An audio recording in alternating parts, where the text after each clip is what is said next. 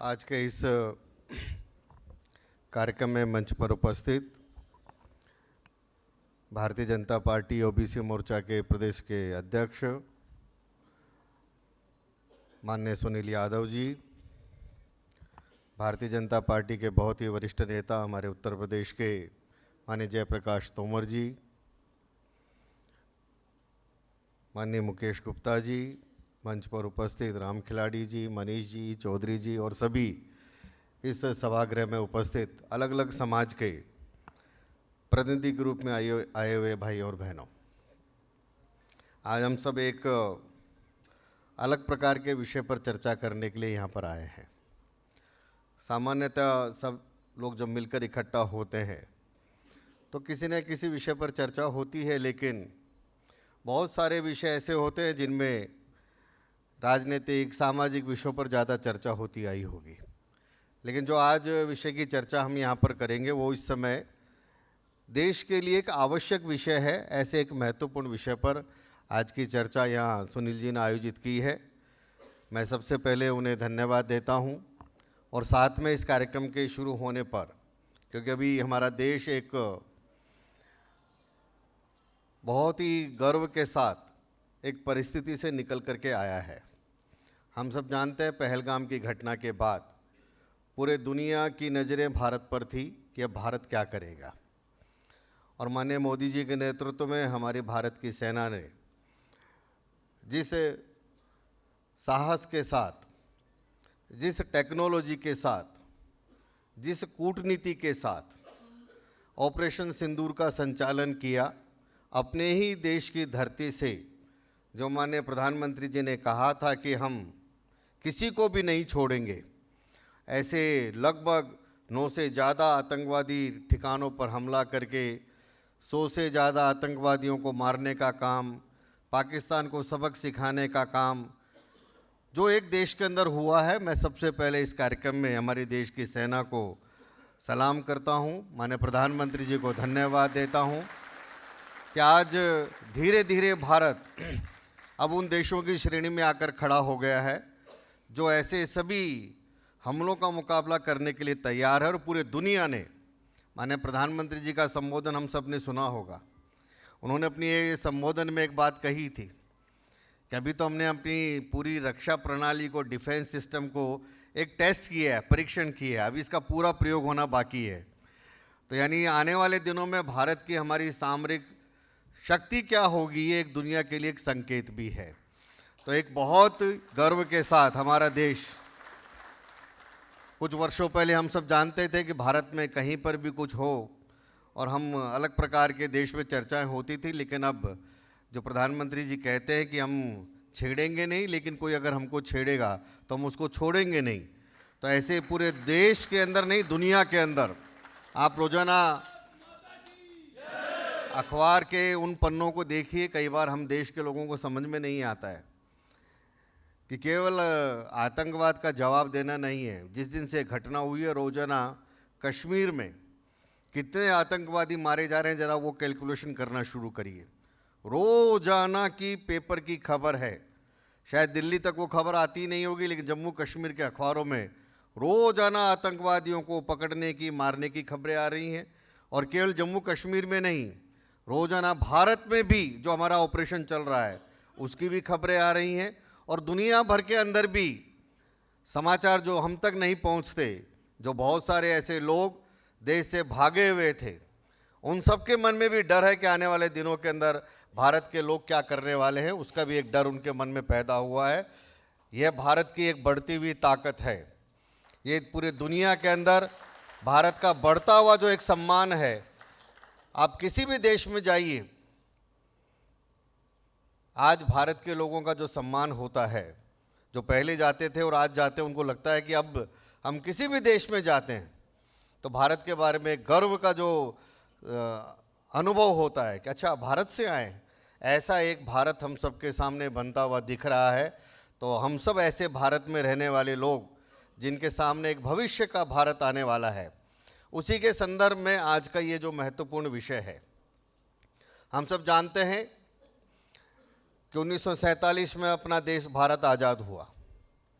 देश की आज़ादी के समय भारत अब कैसे चलेगा। देश आज़ाद तो होगा, लेकिन आज़ाद होने के बाद भारत कैसे चलने वाला है। तो हमने तय किया कि भारत में डेमोक्रेसी रहेगी, लोकतंत्र रहेगा। लोकतंत्र के आधार पर अब भारत में हम नई व्यवस्थाएं चलाएंगे, ऐसा हमने स्वाधीनता के साथ ही तय किया। हम सब जानते हैं जिस देश के अंदर डेमोक्रेसी है, लोकतंत्र है, उस लोकतंत्र में चुनाव उसका एक अनिवार्य पार्ट है।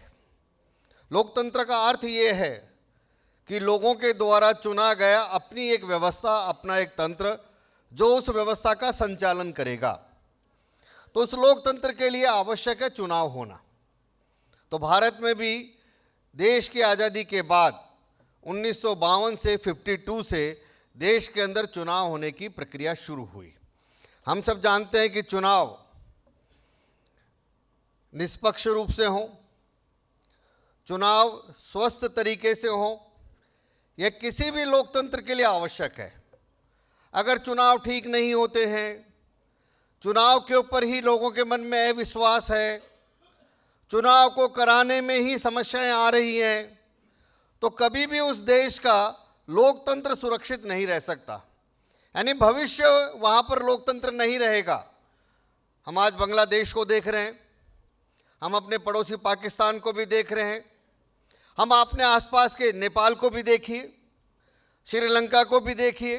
दुनिया के कितने ही देश हैं जिन्होंने अपने देश में कहा कि हम डेमोक्रेसी, लोकतंत्र से चलाएंगे, लेकिन वहाँ चुनाव की प्रक्रिया निष्पक्ष और स्वस्थ नहीं रही, वहाँ चुनाव की प्रक्रिया ठीक नहीं रही। इसलिए धीरे धीरे उन देशों से डेमोक्रेसी, लोकतंत्र चला गया। कहीं पर सेना का राज आ गया, कहीं पर लोगों ने बगावत, विद्रोह कर दिया, कहीं पर वापस राजतंत्र लौट करके आ गया। हर जगह की कहानी है। यानी धीरे धीरे वहाँ से लोकतंत्र समाप्त हो गया। तो लोकतंत्र के लिए सही ढंग से चुनाव होना, यह उसके लिए सबसे अनिवार्य आवश्यक भाग है। अपने देश के अंदर भी अगर हम देखेंगे तो समय समय पर हम अपने जो व्यवस्थाओं को चलाने के लिए सिस्टम बनाया है, उस सिस्टम में हम रिफॉर्म्स करते आए हैं, बदलाव करते आए। देश आज़ाद हुआ, देश को चलाने के लिए जैसे हमने लोकतंत्र अपनाया, ऐसे ही कई प्रकार की सिस्टम, कई प्रकार की व्यवस्थाएं बनाई। देश को चलाने के लिए हमने अपना एडमिनिस्ट्रेटिव सिस्टम यानी प्रशासनिक व्यवस्थाएं बनाई। देश को चलाने के लिए हमने कानून व्यवस्थाएं बनाई। देश को चलाने के लिए हमने कई आने वाली भविष्य को तैयार करने के लिए शिक्षा की व्यवस्था बनाई। देश में एक न्याय की व्यवस्था का निर्माण किया। यानी इस पूरे डेमोक्रेसी व्यवस्था को चलाने के लिए हमने कई प्रकार के व्यवस्थाओं का निर्माण इस देश में किया। समय समय पर देश की आज़ादी से लेकर आज 75 साल के बाद क्या देश में अब वही व्यवस्थाएं चलेंगी जो देश की आज़ादी के समय थी? तो हमने कहा कि नहीं, समय के हिसाब से इन व्यवस्थाओं में बदलाव करते रहना ये किसी भी देश के लिए, किसी भी व्यक्ति के लिए वो जीवित है, जीवंत है, लाइव है, इसके लिए आवश्यक है। जब व्यवस्थाएं जड़ हो जाती हैं तो इसका मतलब उसको मान लिया जाता है कि डेड है। अगर वो जिंदा है तो उसकी निशानी है कि वो हिलना डुलना चाहिए, बदलाव आना चाहिए। तो समय के हिसाब से व्यवस्थाओं में बदलाव, रिफॉर्म्स भी हम करते रहे। आज अगर हम देखें तो अपने देश की व्यवस्थाओं में पिछले कितने वर्षों के अंदर हमने प्रशासन की व्यवस्थाओं में बदलाव किया है, रिफॉर्म्स किए हैं। हमने अपनी न्याय की व्यवस्थाओं के अंदर कितने रिफॉर्म्स किए हैं। अभी हमने पिछले दिनों कानून की व्यवस्था में 3 बड़े क्रिमिनल लॉ भारत के अंदर लेकर के आए और सारे उस लॉ को बदलने का काम किया है। हम अपने देश की चुनाव की इलेक्टोरल व्यवस्था के अंदर बहुत सारे रिफॉर्म्स हमने किए हैं। आप में से बहुत सारे लोग यहाँ बैठे होंगे जिन्होंने कुछ साल पहले बैलेट पेपर से वोट डाले होंगे। आज हम ईवीएम से वोट डाल रहे हैं। आज से कुछ साल पहले तक अपने देश के अंदर 21 वर्ष के युवा को मताधिकार था, आज 18 वर्ष के युवा को मताधिकार है। यानी समय और आवश्यकता के हिसाब से ये रिफॉर्म्स, बदलाव हम हमेशा करते आए हैं।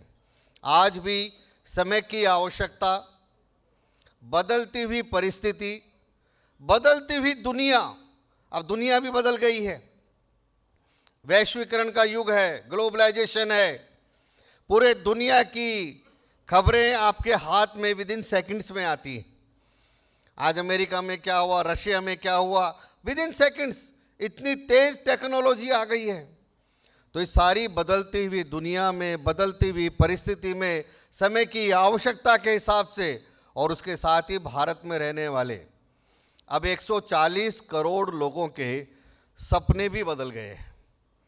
अब जनाकांक्षाएं भी अलग हैं।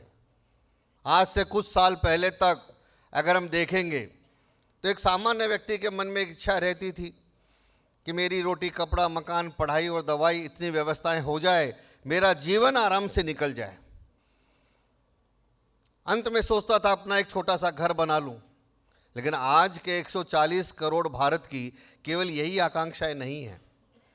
पहले व्यक्ति को लगता था मुझे एक छोटी सी नौकरी मिल जाए, इसी में मेरा पूरा जीवन निकल जाए, यानी उतना ही उसका सपना था, उतने ही उसकी आकांक्षाएं थी।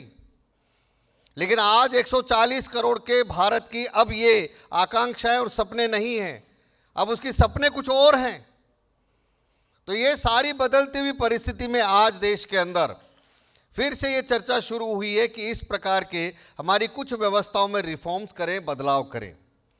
हम सब जानते हैं कि आज हमारे देश के अंदर जो चुनाव की व्यवस्था है, जो अभी सुनील जी ने कहा कि हर साल चुनाव होते हैं, हर साल चुनाव होते हैं। अभी एक आंकड़ा है 95 से लेकर 2025 तक, पिछले 30 साल से भारत में एक साल भी ऐसा खाली नहीं गया जिसमें भारत में कहीं ना कहीं चुनाव नहीं हुए हों। नहीं, लोकसभा के चुनाव तो एक साथ होते हैं।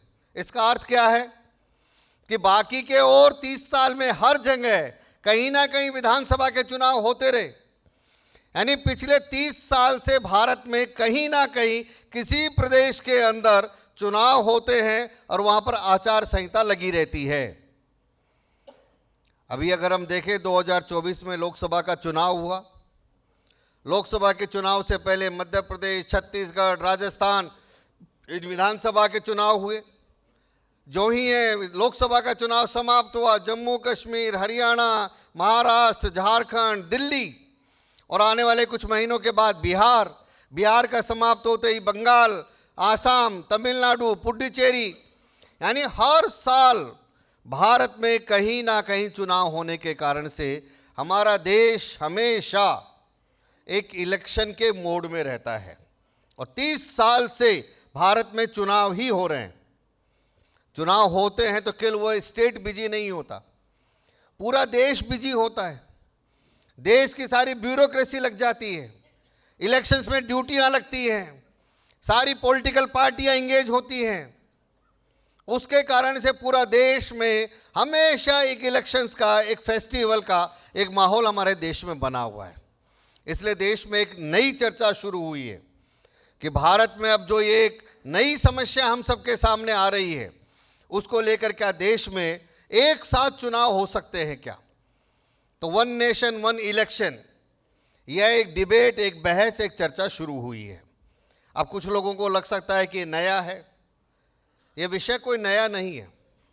भारत में जो पहला चुनाव हुआ 1952, उसके बाद दूसरा चुनाव हुआ 57, तीसरा चुनाव हुआ 62 और चौथा चुनाव हुआ 67। ये 4 चुनाव तक भारत के अंदर लोकसभा और विधानसभा के सभी चुनाव एक साथ ही होते थे। यानी पहले हमारे देश के 4 जनरल इलेक्शन, आम चुनाव लोकसभा और विधानसभा के एक साथ ही हुए हैं। इसलिए कोई नया विषय नहीं है। जब से इस देश में डेमोक्रेसी शुरू हुई, यानी पहले दिन ही हमने तय किया था कि इस देश के अंदर वन नेशन वन इलेक्शन होगा। शुरुआत वहीं से हुई। 20 साल तक भारत में लोकसभा और विधानसभा के चुनाव एक साथ ही होते थे। आज भी हमारे देश के अंदर 4-5 प्रांत ऐसे हैं जिनके चुनाव लोकसभा के साथ ही होते हैं। उड़ीसा, आंध्र प्रदेश, अरुणाचल प्रदेश, कई प्रांतों के चुनाव आज भी लोकसभा के साथ ही हो रहे हैं। लेकिन यह व्यवस्था 67 के बाद, इंदिरा गांधी जी प्रधानमंत्री थी, उस समय इंदिरा गांधी जी को पूरे देश पर, कांग्रेस पर जो उनके नेतृत्व को चुनौती मिल रही थी, उसके कारण से उन्होंने कई प्रांतों की राज्यों की सरकारों को बर्खास्त करने का काम किया। पहली बार उन्होंने लोकसभा को भंग किया। 75 के अंदर जो देश में आपातकाल इमरजेंसी लगी, उस समय लोकसभा का कार्यकाल बढ़ाया गया। यानी देश में ये जो पूरा एक सर्किल चल रहा था, वो सर्किल बिगड़ने का काम वहां से शुरू हुआ। जब कुछ राज्यों की विधानसभाएं भंग की गई, लोकसभा को भंग किया गया, लोकसभा के कार्यकाल को बढ़ाया गया, तो 67 से लेकर 75-77 तक हमारे देश में धीरे धीरे ये लोकसभा और विधानसभा के चुनाव एक अलग अलग प्रांतों के अलग अलग ढंग से होना शुरू हो गए, और वहीं से अपने देश में ये समस्या शुरू हुई। और उस समस्या को कोई आज ही एड्रेस कर रहे हैं ऐसा नहीं है। पहली बार हमारे इलेक्शन कमीशन ने 83 के अंदर गवर्नमेंट को रिकमेंड किया कि देश में एक साथ चुनाव होते थे, इसलिए फिर से हमारे सर्किल को ठीक करना है। तो इलेक्शन कमीशन 83 के अंदर रिकमेंड करता है कि देश में एक साथ चुनाव कराने से ये कई प्रकार के लाभ होंगे, इसलिए फिर से एक साथ चुनाव होने चाहिए। उसके बाद हमारे लॉ कमीशन ने कई बार रिपोर्ट दी, हमारे नीति आयोग ने कई बार रिपोर्ट दी, और करते करते देश में डिबेट हुई। और हम सब जानते हैं, अभी माननीय रामनाथ कोविंद जी के नेतृत्व में एक कमेटी बनी, और उस कमेटी ने पूरे देश में एक व्यापक विचार विमर्श किया, और उस विचार विमर्श में से जो निकल करके आया, लगभग 21,000 लोगों ने, संस्थाओं ने रामनाथ कोविंद जी की कमेटी को डेलीगेशन मिलकर अपने सजेशन दिए।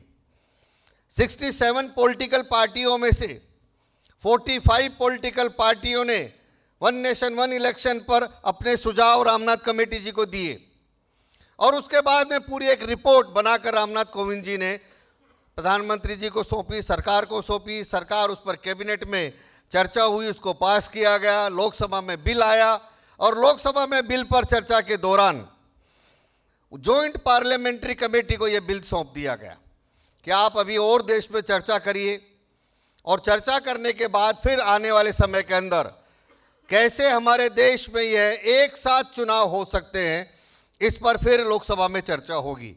तो अब हम सब देख रहे हैं, पिछले कुछ दिनों पहले ही जो जॉइंट पार्लियामेंट्री कमेटी है पूरे देश में, अभी उसने अपनी अलग अलग जगह पर मीटिंगें करना शुरू की है।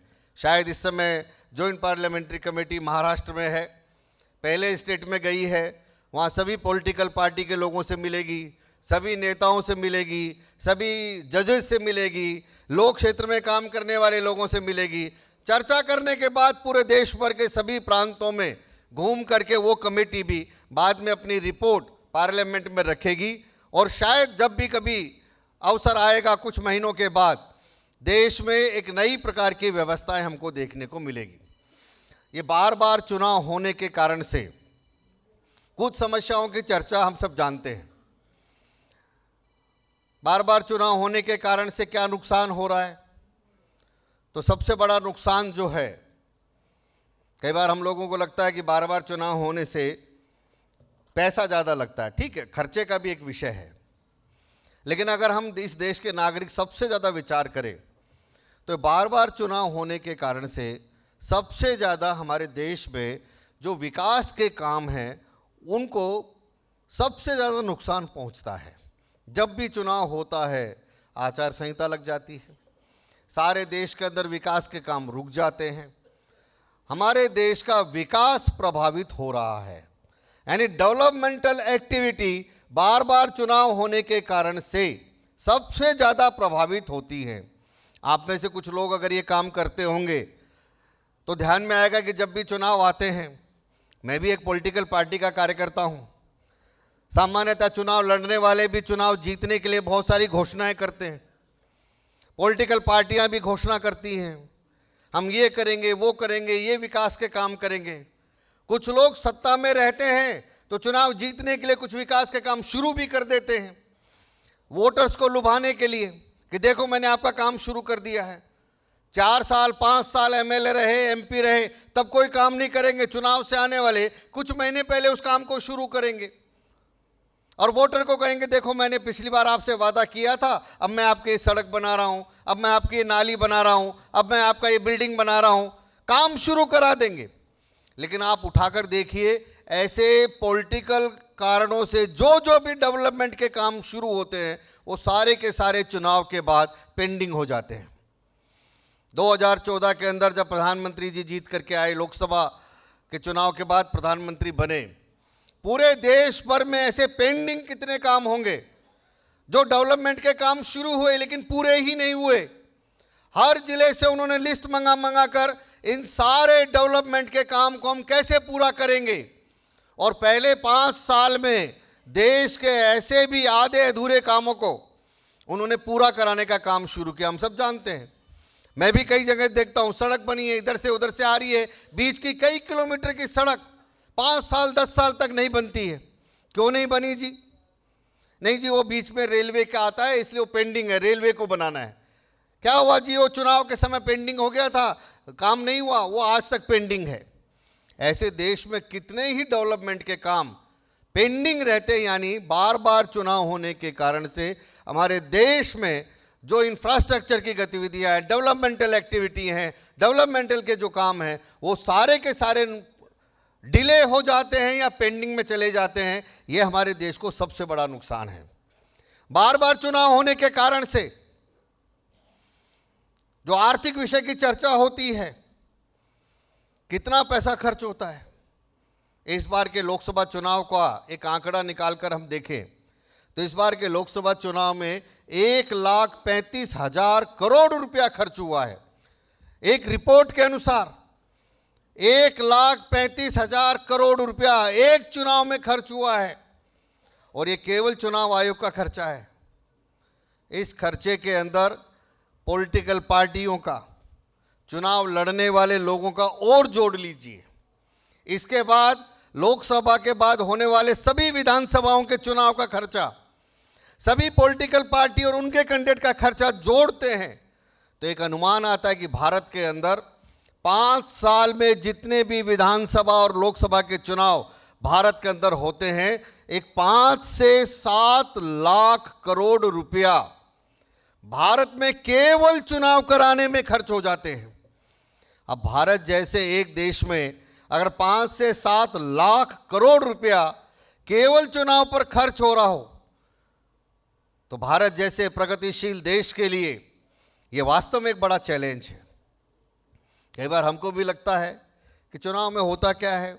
आप लोकसभा का वोट डालकर आए 2024 में, मुझे अभी दिल्ली का मालूम नहीं है, विधानसभा का, लोकसभा का मालूम है। लोकसभा का 1,35,000 करोड़ रुपया खर्च हुआ। इसका अर्थ क्या है कि आप जो वोट डालकर आए उस एक वोट डालने की कीमत खर्चा 1,400 रुपये आया है।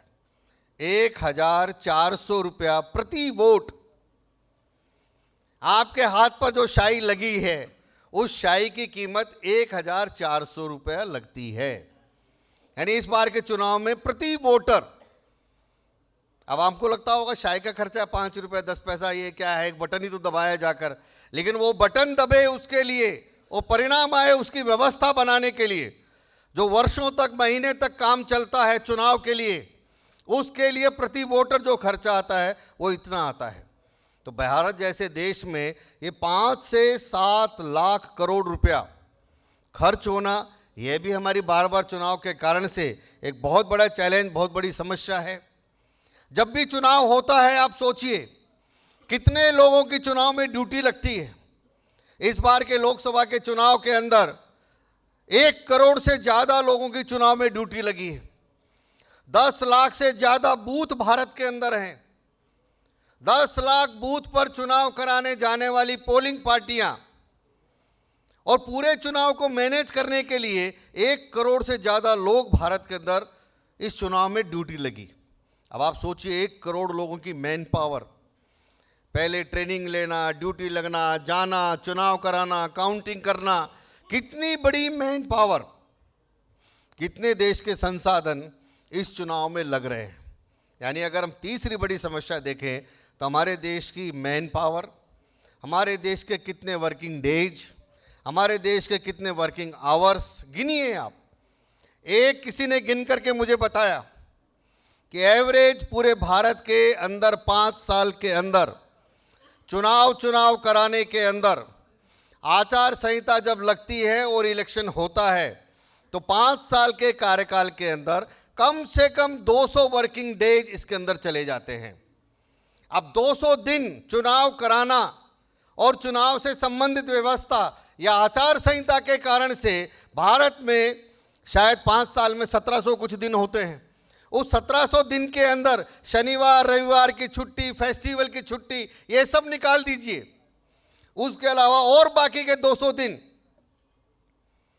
भारत में कोई काम नहीं होता। आप किसी ऑफिस में जाइए, उस समय लोग कहते हैं आचार संहिता लगी, अभी कुछ काम नहीं होगा। चुनाव के बाद आइए। हाँ, बिजली के ऑफिस में जाओ, सब बिल जमा कराना है, बिल जमा कराना है तो चुनाव के बाद आना, आचार संहिता लगी है। साहब मेरा बिजली का मीटर खराब हो गया, चुनाव के बाद आना, आचार संहिता लगी है। अरे भाई, आचार संहिता में बिजली के मीटर से क्या संबंध है? मेरे गली का साहब ये सीवरेज जाम हो गया, चुनाव के बाद ठीक होगा, आचार संहिता लगी है। पूरे एक सिस्टम के अंदर आचार संहिता का अर्थ है कुछ नहीं करना। देश के अंदर लगभग 200 दिन 5 साल के कार्यकाल में एवरेज आचार संहिता के भेंट चढ़ जाते हैं, जब देश के किसी भी सरकारी सिस्टम में कोई काम नहीं होता।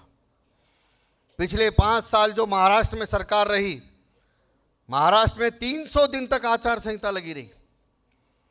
लोकसभा चुनाव, विधानसभा चुनाव, लोकल बॉडी के चुनाव और बाद में वहां बाई इलेक्शन, और इन सब के कारण से एक लगभग 300 दिन, यानी लगभग 1 साल, महाराष्ट्र में 4 साल की 5 साल की सरकार थी, उसमें 1 साल वहां आचार संहिता में ही निकल जाता है।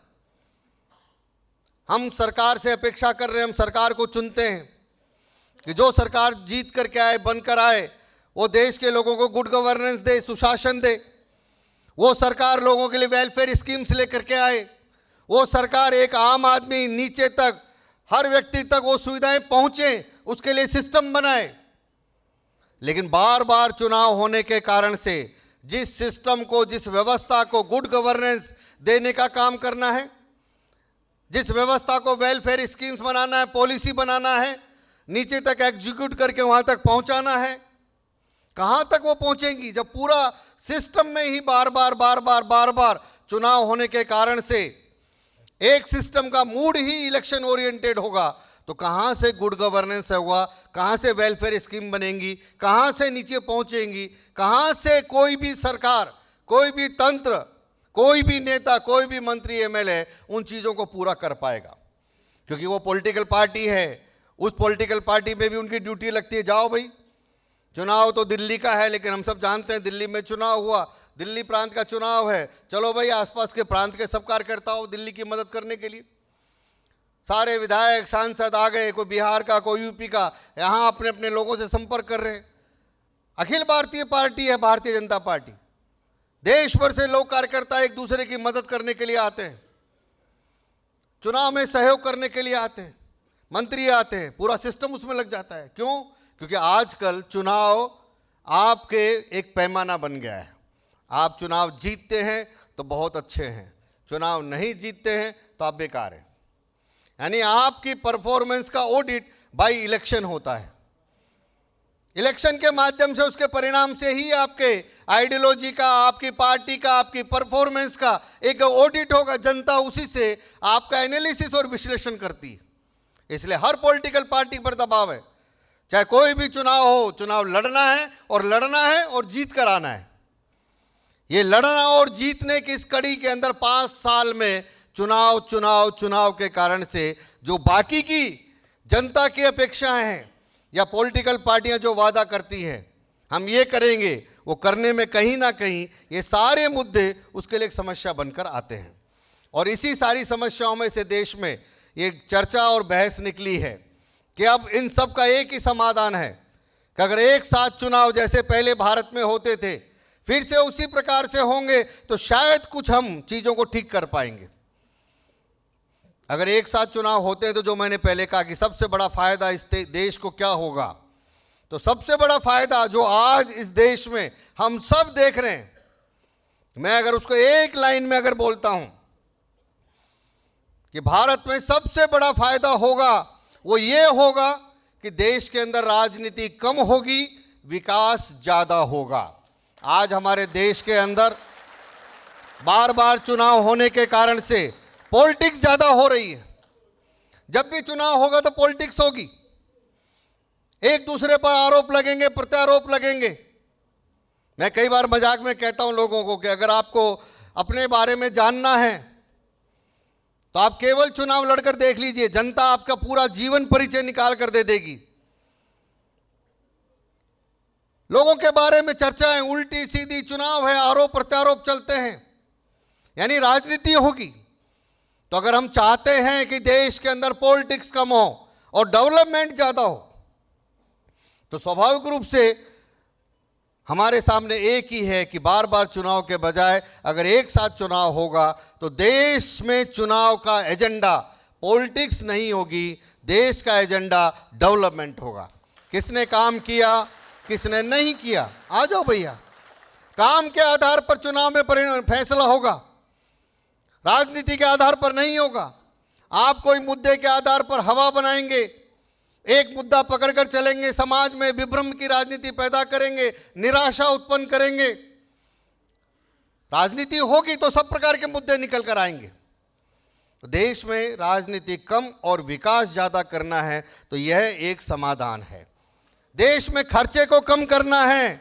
मैं आज कैलकुलेशन नहीं कर रहा हूं, लेकिन मुझे किसी ने भेजा है कि अगर देश में एक साथ चुनाव होते हैं और 5 से 7 लाख करोड़ जो खर्च हो रहा है, अगर एक साथ चुनाव होने पर हम 2 लाख करोड़ में भी सारा चुनाव कर लेते हैं तो जो ये 3-4 लाख करोड़ बचेगा, इस 3-4 लाख करोड़ में भारत, अब वो सही है गलत है मुझे मालूम नहीं है, लेकिन उसने कैलकुलेशन किया है कि भारत के हर जिले में हम एम्स जैसा हॉस्पिटल बना सकते हैं। भारत के हर जगह पर हम नया यूनिवर्सिटी बना सकते हैं। भारत के हर जगह पर हम इतनी 1000 नई वंदे भारत एक्सप्रेस शुरू कर सकते हैं। यानी कितने प्रकार के डेवलपमेंट के काम एक 3-4 लाख करोड़ रुपया बचाकर इस देश में हम और कितने डेवलपमेंट के काम कर सकते हैं। देश के इतने वर्षों के स्वाधीनता के इतने वर्षों के बाद भी मुझे अच्छी तरह से याद है 2014 में जब प्रधानमंत्री जी आए, पूरे देश के कितने गांवों में आज तक बिजली नहीं पहुंची है। 2014 में पहली बार लिस्ट बनाई गई और उस लिस्ट के आधार पर इन गांवों में आज तक बिजली नहीं है। अकेले उत्तर प्रदेश के ऐसे 1800 गांव की लिस्ट आई थी जहां इतने सालों के बाद भी बिजली नहीं पहुंची है। प्रधानमंत्री जी ने कहा कि हमारा लक्ष्य है हर गांव तक बिजली पहुंचाएंगे और हर गांव तक बिजली पहुंचाने का काम किया। मैं उस अमेठी लोकसभा में स्वयं गया जब वहां पूरा बिजली का काम हो गया। अमेठी लोकसभा जहां से देश भर में वर्षों तक प्रधानमंत्री रहे, गांधी परिवार वहीं से चुनकर आता रहा, अमेठी और रायबरेली से प्रधानमंत्री बनते रहे, लेकिन उस अमेठी में के भी 35 ब्लॉक के कई गांवों तक बिजली नहीं पहुंची थी। प्रधानमंत्री जी नरेंद्र मोदी के बनने के बाद वहां तक बिजली पहुंची और मैं प्रत्यक्ष गवाह हूं अमेठी के उस गांव का, जिस गांव में पहली बार जब बिजली आई और बल्ब जले तो वहां के लोगों ने पहली बार दिवाली मनाने का काम किया। यह है डेवलपमेंट। हर गांव तक बिजली पहुंचाएंगे, हर गांव तक सड़क पहुंचाएंगे, हर गांव तक पीने का पानी पहुंचाएंगे, हर घर तक शौचालय पहुंचाएंगे, हर गरीब के पास मकान नहीं है उसको मकान देने का काम करेंगे, हर जगह पर शिक्षा और स्वास्थ्य की सुविधाएं खड़ी करेंगे। यह डेवलपमेंट है। अगर यह विकास करना है तो हमको अपने संसाधन बचाने होंगे। हमारे रिसोर्सेज जिसका दुरुपयोग हो रहा है वो रिसोर्सेज बचाएंगे तो हम एक्चुअल में लोगों तक डेवलपमेंट पहुंचा पाएंगे। और 10 साल में प्रधानमंत्री जी ने देखी आप कितनी वेलफेयर स्कीम्स लाए हैं आज, उसकी मैं चर्चा यहां नहीं कर रहा हूं, लेकिन आप खुद बोलेंगे तो कितने मकान, कितना प्रकार का काम। देश में नए लोग ऐसे खड़े हो गए हैं जिन्होंने अपनी जिंदगी के अंदर पहली बार ये सब चीजें देखी हैं। तो अगर हम चाहते हैं तो ये रिसोर्सेज अपने देश के बचाना और डेवलपमेंट के लिए लगाएंगे तो एक साथ चुनाव होने से हमारा खर्चा भी कम होगा। एक साथ चुनाव होने से देश के अंदर जो एक राजनीतिक वैमनस्यता है, आज हम सब अभी दिल्ली का चुनाव पूरा हुआ है, आप दिल्ली के चुनाव को अनुभव करिए, या आप में से जो गांव में रहने वाले लोग हैं अनुभव करिए। जब भी चुनाव होता है आपके गांव गली मोहल्ले के अंदर, पहले लोग पॉलिटिकल पार्टी के आधार पर डिवाइड होते थे, अब धीरे धीरे समाज के आधार पर डिवाइड होने लग गए। किसने किसको वोट दिया, गांव की लड़ाई, मोहल्ले की लड़ाई, वो राजनीतिक लड़ाई धीरे धीरे समाजों की लड़ाई बन गई है। क्या पहले भारत में हमको ऐसा दिखता था? बार बार चुनाव होने के कारण से गांव गली मोहल्ले आपस में समाज के अंदर धीरे धीरे एक नए प्रकार का वैमनस्यता का भाव बढ़ रहा है। हमारी जाति, हमारी पॉलिटिकल पार्टी, हमारी जाति उसकी पार्टी, ये जाति उसकी पार्टी, यानी पूरा समाज और राजनीति ऐसा लगता है कि धीरे धीरे एक कास्ट बेस्ड पूरे देश के अंदर पॉलिटिक्स होती जा रही, और उसके आधार पर पूरा डिवाइडेशन अलग प्रकार से हो रहा है। यह बार बार चुनाव होने के कारण से और ज्यादा समस्याएं आ रही हैं। यह राजनीतिक वैमनस्यता की लड़ाई धीरे धीरे सामाजिक वैमनस्यता में बदल रही है, जो भारत की अखंडता के लिए, भारत की एकता के लिए, भारत के भविष्य के लिए ठीक नहीं है। अगर हम समाज में समरसता चाहते हैं, हम समाज में एकता चाहते हैं, समाज में, देश में किसी भी प्रकार का भाषावाद, जातिवाद, किसी भी प्रकार का इज्म ना रहे, वाद ना रहे, तो यह बार बार चुनाव होने के कारण से जो देश में यह वैमनस्यता का भाव बढ़ रहा है उसको भी रोक सकते हैं अगर देश में एक ही बार चुनाव होगा। एक बार चुनाव होगा, ठीक है, उस समय थोड़े दिन चलेगा, कम से कम 5 साल शांति तो रहेगी। अभी तो हर साल फिर वही मुद्दे निकल कर आते हैं। अच्छा, इसके चाचा जी ने मुझको हराया था, मैं इसको हराऊंगा। वो वापस की लड़ाई, राजनीतिक लड़ाई, समाज और जातियों की लड़ाई बन गई है। यह भी हमारे लिए एक बहुत बड़ा चैलेंज है। एक बार चुनाव होगा तो हम समाज के अंदर जिस प्रकार का एक सामाजिक देश निर्माण करना चाहते हैं, जिस प्रकार का सद्भाव चाहते हैं समाजों के अंदर, देश के अंदर, वो बनाए रखने के लिए भी एक साथ चुनाव आवश्यक है। विचार करें, एक साथ चुनाव होने के कारण से हमारे देश में, हम कहते हैं लोकतंत्र है, डेमोक्रेसी है, लेकिन कितने प्रतिशत लोग डेमोक्रेसी, लोकतंत्र में वोट डाल रहे हैं? 40% लोग मतदान करने ही नहीं आ रहे। 60% लोग वोट डालने जाते हैं, 40% क्यों नहीं जा रहे? क्यों? आखिर उन मतदाताओं में निराशा है? क्यों उनके अंदर उत्साह नहीं है? हर बार बार बार वोट डालने के कारण से लोगों के मन में वोट देने का क्रेज ही खत्म हो गया। लोगों को लगता है अरे क्या है यार, अभी तो वोट डाला था फिर आ गया, अभी ये आ गया फिर वोट डालने जाना है। ये जो वोट फटीक है ना, लोगों के मन में वोट देने का क्रेज ही नहीं है। मेरे एक वोट से बदलाव आ सकता है, मेरा vote, my vote is my power. Democracy में मेरे वोट की कुछ ताकत है। वोटर्स को उस ताकत का एहसास खत्म हो गया है। बार बार वोट डालने से, उसका क्रेज खत्म होने से 40% लोग अपने बूथ तक जाकर वोट नहीं डाल रहे हैं। क्या ये एक्चुअल डेमोक्रेसी है? 60% लोग वोट डाल करके अपना नेता चुन रहे हैं, अपनी पार्टी चुन रहे हैं। 40% लोग वोट डालने नहीं जा रहे हैं। मतदाताओं की इस उदासीनता को भी समाप्त करना है तो 5 साल में एक ही बार वोट है। आपके वोट की क्या ताकत है? आप चाहते हैं कि बदलाव हो, आप चाहते हैं कि परिवर्तन आए, आप चाहते हैं कि आपको सुविधाएं मिले, आप चाहते हैं कि आप तक सुशासन आए, आप चाहते हैं कि वेलफेयर स्कीम आप तक आए, लेकिन वोट डालने आप नहीं जाएंगे। आप क्रिटिसाइज करेंगे पॉलिटिकल पार्टियों को, लेकिन जब वोट डालने का समय आएगा आप अपने घर से नहीं निकलेंगे। कौन लाइन में लगेगा भाई? यह जो एक देश के अंदर मतदाताओं की, और मैं तो कई बार क्रिटिसाइज भी करता हूं, हमारे देश की डेमोक्रेसी में आप देखिए, जिनको सबसे ज़्यादा सुविधाएं मिल रही हैं, जो सबसे ज़्यादा सुविधाओं का लाभ ले रहे हैं, जो सबसे ज़्यादा पढ़े लिखे हैं, बड़े शहरों के अंदर रहते हैं, वो वोट डालने के लिए कम जाते हैं। गांव के जिन लोगों को सुविधाएं कम हैं, पढ़े लिखे कम हैं, जहाँ तक सरकार की सुविधाएं नहीं पहुँची है, वो गांव का व्यक्ति वोट डालने के लिए ज़्यादा जा रहा है। यानी हमारे देश की डेमोक्रेसी के अंदर जिसको सुविधाएं और लाभ कम मिल रहे हैं, वो अपना वोट का पार्टिसिपेशन ज़्यादा कर रहा है, और शहर में रहने वाला, पढ़ा लिखा, सुविधाओं का लाभ लेने वाला वोट कम डालने के लिए जा रहा है। यह मतदाताओं की उदासीनता का भी एक बड़ा कारण है बार बार चुनाव होना। अगर इस समस्या का भी समाधान हम चाहते हैं तो एक बार चुनाव होने से मतदाताओं को भी उत्साह बढ़ाकर हम अपने देश की डेमोक्रेसी में उसका पार्टिसिपेशन बढ़ा सकते हैं।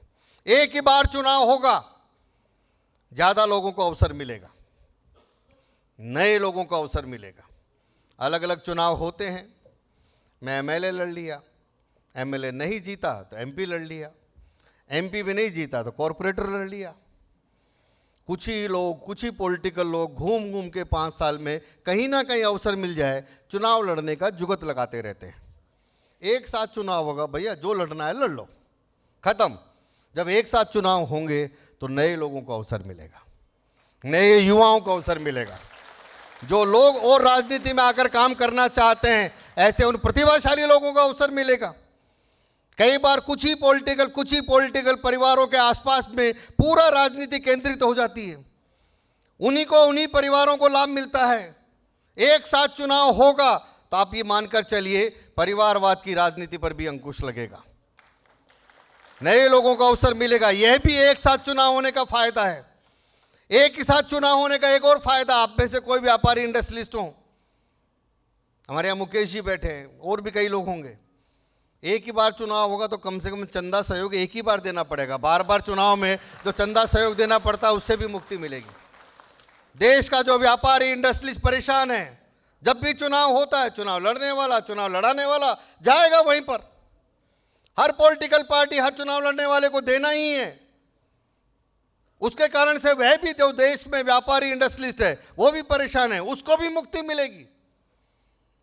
वो भी अपने 5 साल ईमानदारी के साथ अपने देश के व्यापार, अपने उसको इंडस्ट्री को बढ़ा पाएगा। ये बार बार सहयोग करने का जो प्रेशर है उससे उस व्यापार करने वाले को भी मुक्ति मिलेगी। एक ही बार चुनाव होगा तो आप देखिए पॉलिटिकल पार्टियां जो कई बार फैसले लेती है, और आप सब दिल्ली के लोग हैं, अनुभवी लोग हैं।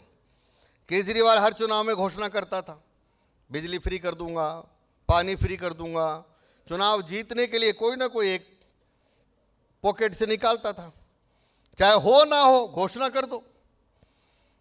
बार बार चुनाव होने के कारण से हर पॉलिटिकल पार्टी पर एक प्रेशर है।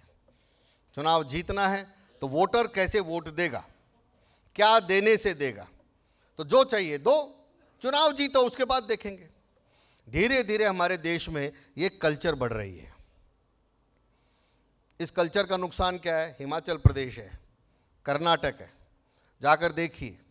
हिमाचल में आज सैलरी देने के लिए वहाँ की सरकार के पास पैसे नहीं है। क्यों? आपने चुनाव जीतने के लिए घोषणा कर दी लेकिन पैसा है ही नहीं। अब वो पैसा वहाँ देना है तो सैलरी कैसे दोगे? कई राज्यों के सामने संकट आ गया है। क्या तो हमारी सरकार चुनाव जीतने के लिए ऐसी लोक लुभावन घोषणा कर रही है, उसके दुष्परिणाम आ रहे हैं, या कई बार बहुत अच्छे निर्णय करने होते हैं, बार बार चुनाव होने के कारण से वोटर वोट नहीं देगा इसलिए योजनाएं नहीं ला रही हैं। कई बार वोटर के मन में डर भी तो रहता ना, अच्छा हम ये ले आए तो वोटर नाराज हो जाएगा, आज तो वोट नहीं देगा, अगली बार भले दे देगा। ऐसे दीर्घकालिक लाभ देने वाली योजनाएं जो बाद में भविष्य में देश और समाज के लिए अच्छी है, ऐसे निर्णय और कठोर निर्णय करने से भी सारी सरकारें बचती हैं। क्यों? क्योंकि हर साल चुनाव है, हर साल चुनाव होगा तो कठोर निर्णय मत करो। तो उसके कारण से यह भी एक देश में समस्या आ रही है। ऐसे बहुत सारे मैं लाभों की चर्चा कर सकता हूं कि अगर देश में एक साथ चुनाव होगा तो हमारे मीडिया के लोगों को भी आराम मिलेगा। 5 साल नहीं तो दिन भर चैनल पर यही दिखाते रहते हैं।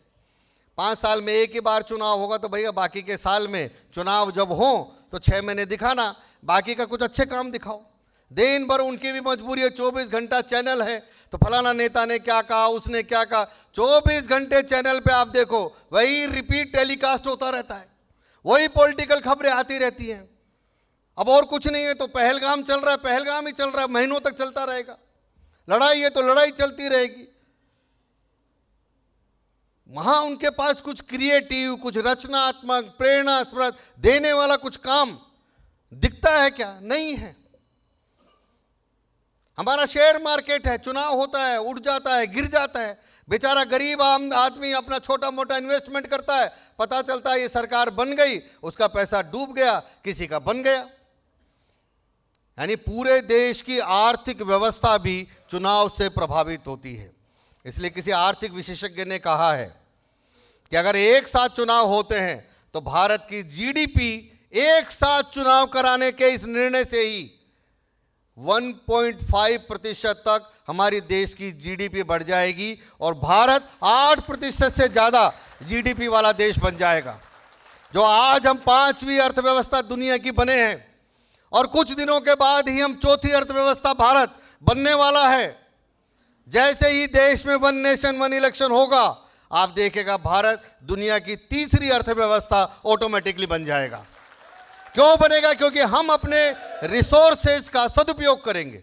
अभी हमारे रिसोर्सेज का जो गलत ढंग से उपयोग हो रहा है, अपने रिसोर्स को बचाकर हम देश के डेवलपमेंट में लगाएंगे तो देश की इकोनॉमी बढ़ेगी, देश में आर्थिक विकास होगा, देश में रहने वाले हर आदमी के घर तक और नई व्यवस्थाएं सुविधाएं पहुंचेंगी, उसके जीवन के अंदर भी खुशहाली आएगी। इसलिए 1 नेशन 1 इलेक्शन करना यह केवल देश के चुनाव का मुद्दा नहीं है, यह देश का एक बहुत बड़ा सामाजिक सोशल रिफॉर्म्स का मुद्दा है। यह देश की राजनीति का एक पॉलिटिकल रिफॉर्म्स का मुद्दा है। यह 1 नेशन 1 इलेक्शन की व्यवस्था से आने वाले दिनों के अंदर कैसे हम देश की अर्थव्यवस्था का एक नए प्रकार से आगे बढ़ा सकते हैं, यह उस प्रकार का मुद्दा है। केवल एक छोटा काम नहीं है और यह केवल बीजेपी का या नरेंद्र मोदी जी का सपना नहीं है। आज के वर्तमान व्यवस्था से हमको तो लाभ है। भारतीय जनता पार्टी तो पूरे देश में काम करती है, अलग अलग चुनाव होते हैं, हमारे सब जगह कार्यकर्ता है, सब आते हैं, सहयोग करते हैं, लगते हैं, नेता भी पूरा फोकस करते हैं। हमको लाभ है, हमको कोई नुकसान नहीं। लेकिन 1 नेशन 1 इलेक्शन ये बीजेपी के फायदे के लिए नहीं है, ये देश के फायदे के लिए है। इसमें देश का भला होने वाला है। भला हो जिसमें देश का, वो काम सब किए चलो। तो प्रधानमंत्री जी का जो सपना है कि इस देश के भले के लिए, इस भारत को विकसित भारत बनाने के लिए जो जो काम करना है, उन्होंने 2047 तक का एक रोड मैप बनाया है कि 2047 जब देश की स्वाधीनता के 100 वर्ष होंगे तो भारत विकासशील नहीं रहेगा, भारत भी 2047 में आकर एक विकसित देश की श्रेणी में खड़ा होगा। ये अगर भारत बनाना है, उस प्रकार का भविष्य का भारत बनाना है, तो उसका जो एक रोड मैप उन्होंने बनाया है कि क्या करने से भारत विकसित होगा, उसमें जितने स्पीड ब्रेकर हैं, तो ये बार बार चुनाव होना ये एक स्पीड ब्रेकर है जो हमारे विकास की गति को स्लो कर रहा है। ऐसे और भी कई प्रकार के स्पीड ब्रेकर हैं। 1 नेशन 1 इलेक्शन करते ही भारत विकसित हो जाएगा, ऐसा नहीं है। यह केवल मात्र एक स्पीड ब्रेकर है।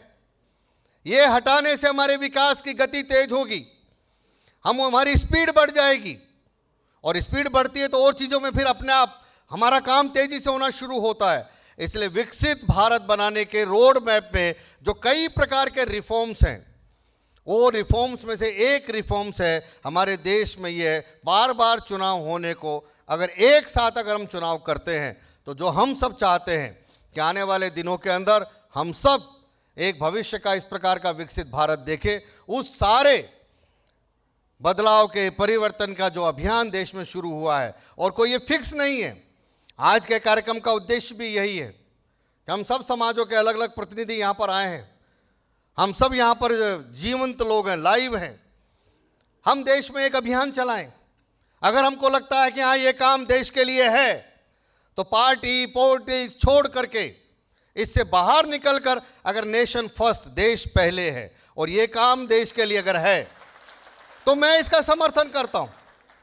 मैं कांग्रेस का हूँ, मैं आम आदमी पार्टी का हूँ, मैं फलाना का हूँ, सपा का हूँ, आप जिसको वोट देना है दीजिए, जिसका समर्थन करना है कीजिए।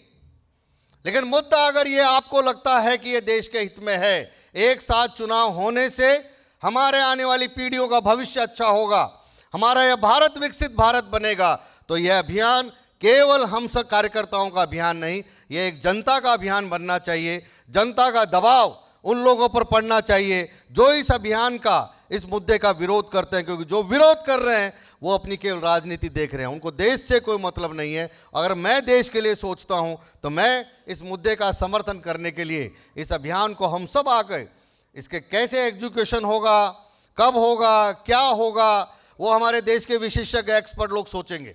लेकिन हम अगर कन्विंस हैं कि हाँ देश के लिए आवश्यक है कि एक साथ चुनाव होने से हमारा देश बहुत तेज़ी से आगे बढ़ेगा, तो इस बात पर हम सब विचार करते हुए इस अभियान को जनता के बीच में ले जाएंगे। इतना निवेदन करते हुए अपनी बात को समाप्त करता हूँ। सभी को नमस्कार, धन्यवाद।